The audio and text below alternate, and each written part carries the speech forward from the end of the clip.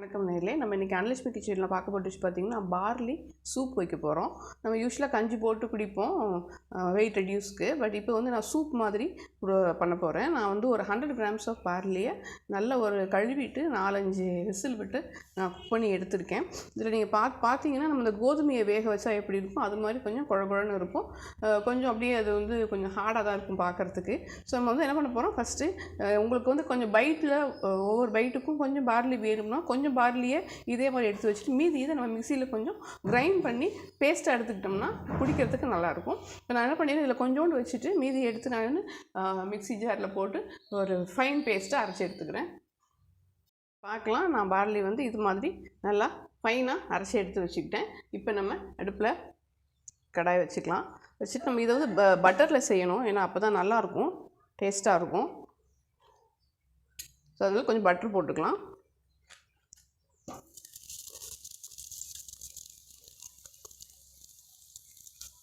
Butter வந்து நல்லது தான் உடம்புக்கு, வெயிட் ரெடியூஸ் பண்ணுறதுக்கு போடுறதுக்கும் தப்பு கிடையாது. நம்ம கொஞ்சம் வெஜிடபிள்ஸ்லாம் இதில் வந்து வதக்க போகிறோம், அதனால தான் நான் கொஞ்சம் கூட போட்டுக்கிறேன். இது நல்லா மெல்ட் ஆகட்டும். இந்த டைமில் நம்ம ரெடியாக சீரகம் எடுத்து வச்சுக்கலாம்.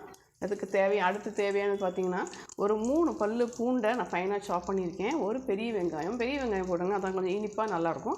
அடுத்து நம்மளுடைய அந்த ஒரு தாளிக்கிறதுக்குள்ள ட்ரெடிஷ்னலாக நான் வந்து கறிவேப்பிலையை பொடியாக கட் பண்ணி வச்சுருக்கேன். இப்போ இது மெல்ட் ஆக ஆரம்பிச்சிருச்சு. நம்ம இந்த டைமில் சீரக பொடி போட்டுக்கோங்க. பொடி போட்டால் தான் நல்லாயிருக்கும், இல்லைன்னா பல்லில் கடிபடும். கொஞ்சமாக சீரகம் வாசத்துக்கு போட்டுக்கலாம். டைஜஷனை என்ஹான்ஸ் பண்ணும் சீரகம், அதனால தான் அது போடுறோம். வேறு ஒன்றும் காரத்துக்கு போட போகிறது கிடையாது.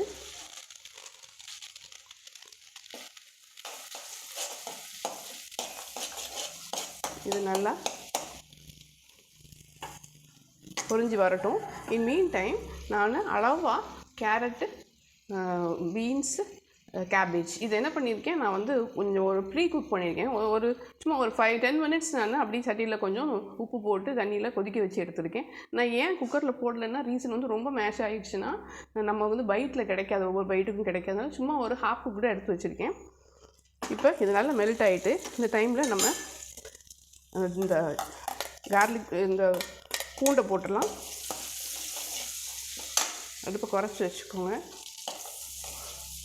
பூண்டு வாசம் வரவும் வெங்காயம் கருவேப்பிலையே போட போகிறோம், அவ்வளோதான். போட்டு வெஜிடபிளை போட்டுடலாம்.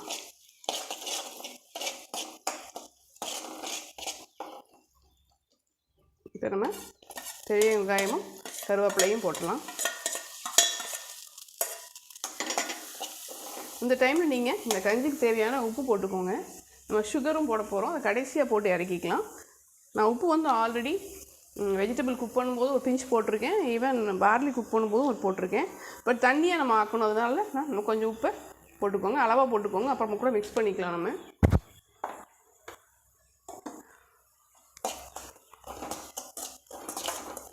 நம்ம இறக்கும்போது கூட கொஞ்சம் சுகர் போட்டுக்கலாம். இது வதங்கட்டும். ரொம்பலாம் குக் ஆக வேணாம், நம்மளுக்கு அந்த இனிப்பு சுவை அப்போ தான் கிடைக்கும், வெங்காயத்தோட இனிப்பு சுவை. இப்போ நான் வந்து இந்த வெஜிடபிளை ஆட் பண்ணிக்கிறேன். நீங்கள் வந்து முதல்ல குக் பண்ணலனாலும் பிரச்சனை கிடையாது. கேரட் பீன்ஸ் பொறுத்த வரைக்கும் நம்மளுக்கு ½ குக்கூட இருந்தாலே நம்ம சாப்பிட போகிறோம் சூப்பில், அதை பண்ணிக்கலாம். இதில் கொஞ்சம் போட்டு கரட்டி எடுத்துருங்க. இது குக் ஆகணும்னு ஃபீல் பண்ணிங்கன்னா நீங்கள் பார்லியோட வாட்டர் நீங்கள் நம்ம குக் பண்ணோம் இல்லையா, அந்த தண்ணி இருக்கும், தண்ணி ஊற்றி நம்ம இதை நல்லா குக் பண்ணி எடுத்துக்கலாம். நான் இப்போ இது ஆல்ரெடி குக்குடு ஆனதுனால நான் கொஞ்சம் வதக்க மட்டும் செய்கிறேன். பாருங்க, நல்லா சேர்ந்துருச்சு.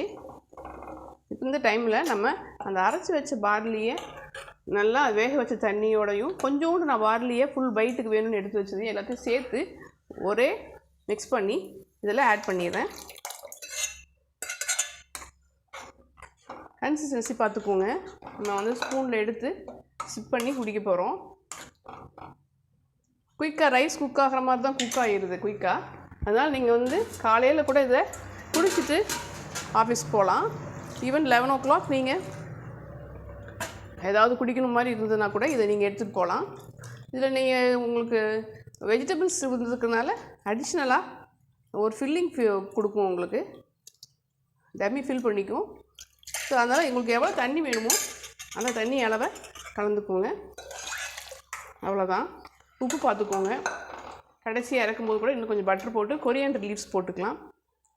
நம்ம ஃப்ரெஷ்ஷாக சாப்பிட்றோன்னா கொரியாண்டர் லீவ்ஸ் போட்டுக்கோங்க. எடுத்துகிட்டு போகிறீங்கன்னா கொஞ்சம் நல்லா இருக்காது. அதனால் அது அவ்வளோதான். கொஞ்சம் நேரம் கொதிக்கட்டும்.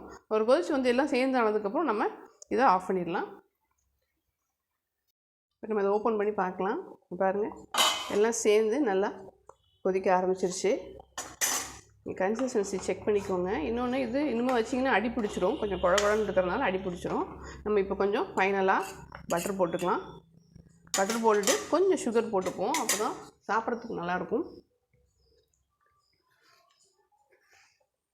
நான் வந்து ஒரு டேபிள் ஸ்பூன் போடுறேன். அவ்வளோதான். அடுப்பை ஆஃப் பண்ணிவிடுவோம். நல்ல ஒரு ஹெல்த்தியான டேஸ்டியான பார்லி சூப் ரெடி ஆகிடுச்சு. ட்ரை பண்ணி பாருங்கள். இந்த வெஜிடபிள்ஸ் போட்டிங்கன்னா மைல்டாகவும் இருக்கும், சாப்பிட நல்லாயிருக்கும்.